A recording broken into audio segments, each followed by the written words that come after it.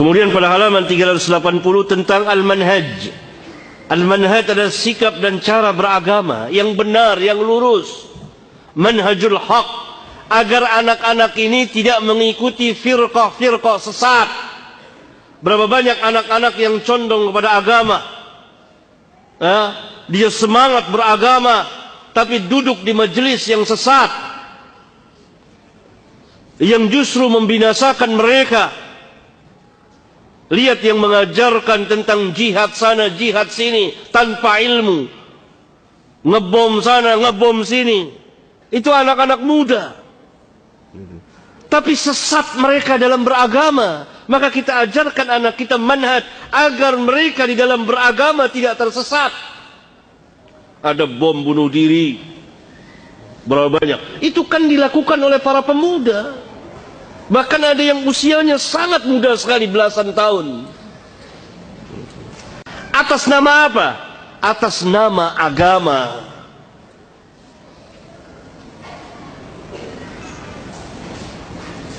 Kenapa? Karena mereka diajarkan oleh para penyesat atas nama agama. Mereka diajarkan bukan oleh ulama, bukan oleh orang-orang yang berilmu. Hanya mengandalkan semangat, bermodalkan keberanian, tapi tidak berilmu. Akibatnya perbuatan mereka merusak Islam dan kaum muslimin atas nama agama. Bahkan mereka yakin bahwa yang mereka kerjakan ini benar. Mereka nggak seperti kejadian di negeri kita, di Pakistan, di daerah Timur Tengah. Dari ajaran-ajaran sesat ini, atas nama Islam, atas nama jihad, atas nama memerangi orang-orang kafirin. Mereka bukan ulama, mereka bukan ahli ilmu, dan mereka membuat-buat majelis. Nah, agar anak-anak kita tidak mengikuti ajaran-ajaran sesat ini, kita perlu mengajarkan manhaj.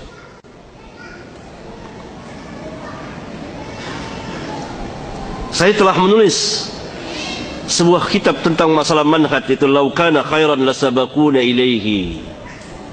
Barangkali kalau memungkinkan kita bahas di masjid ini, kalau mungkin, insyaallah taala, supaya anak-anak kita dan kita tidak tersesat dalam beragama, supaya lurus, supaya mengikuti sunnah Rasulullah sallallahu alaihi wasallam. Karena ajaran Islam adalah kemaslahatan untuk kemaslahatan umat manusia, memberikan kemaslahatan kepada umat manusia. Hatta orang-orang kafirin hidup di tengah-tengah kaum muslimin dijamin aman.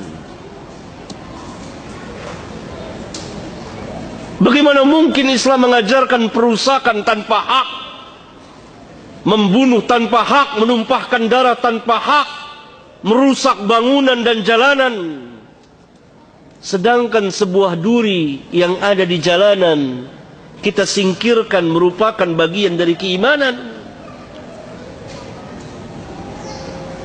Kan Nabi SAW bersabda, iman itu mempunyai 60 cabang lebih, dalam riwayat yang lain 70 cabang lebih. Ini dalam riwayat Bukhari dan Muslim. Dalam salah satu riwayat Imam Muslim, yang tertinggi kalimat La ilaha illallah, yang paling rendah imatatul adza anit tariq, menghilangkan gangguan dari jalan, berupa duri, paku, ajan. Lihat, bagaimana mungkin Islam mengajarkan perusakan kalau sebuah paku yang ada di jalan diperintah untuk kita singkirkan agar tidak terkena manusia yang jalan di jalanan tersebut. Luar biasa ajaran Islam. Nah, agar lurus ini kita belajar manhaj.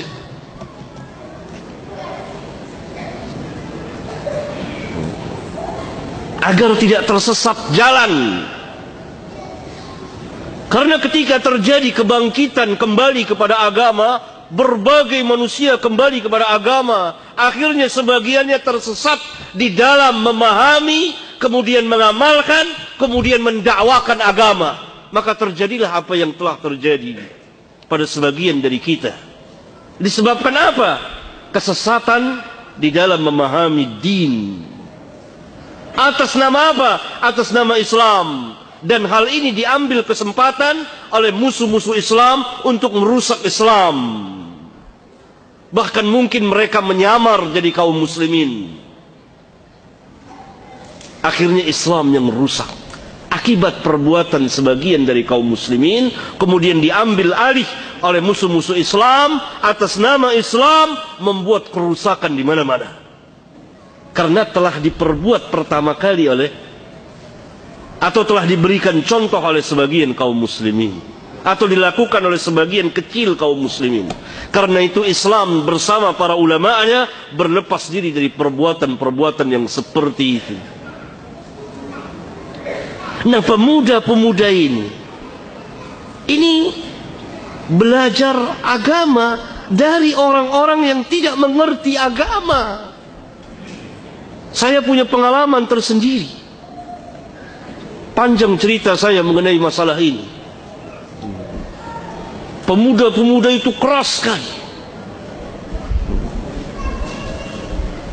Mereka mengkafirkan sana, mengkafirkan sini.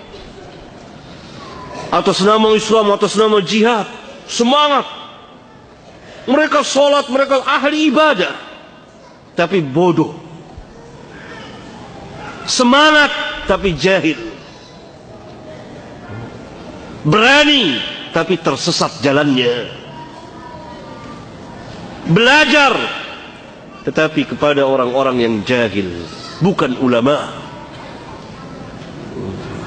Mereka membaca ayat-ayat Al-Quran dari awal sampai akhir, tapi ayat-ayat itu tidak sampai melewati tenggorokan mereka, hanya sampai mulut saja. Mereka pahami sendiri.